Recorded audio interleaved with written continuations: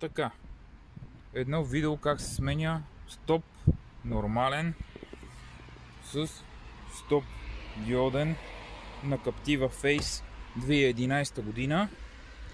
Първо се отвива тази кука тука за мрежичката, после се отвива тази кука тука,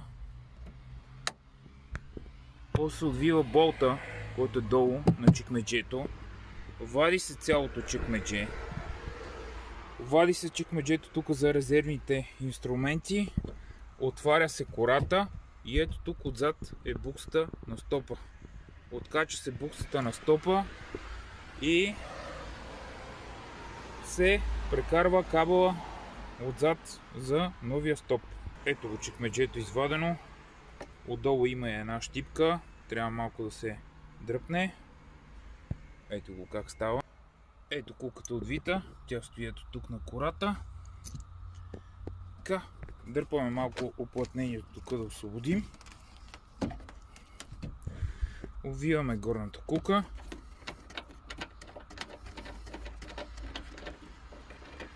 За мрежичката и дърпаме кората настрани.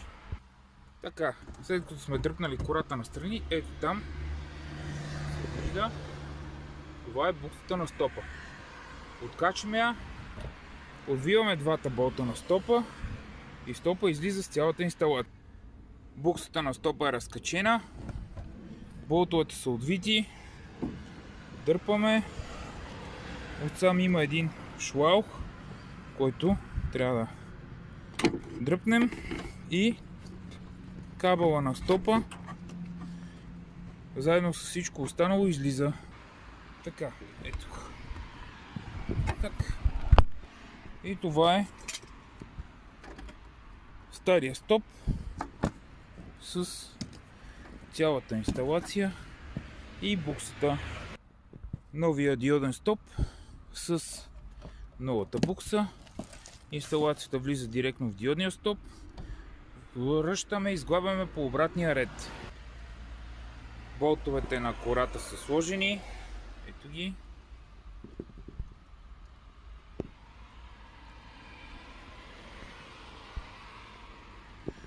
Чекмеджето е захванато с болта обратно.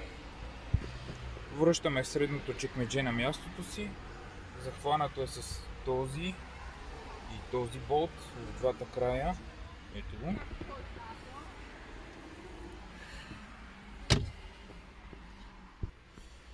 Преди това трябва да върнем ето тази кора на мястото, защото забравих за нея.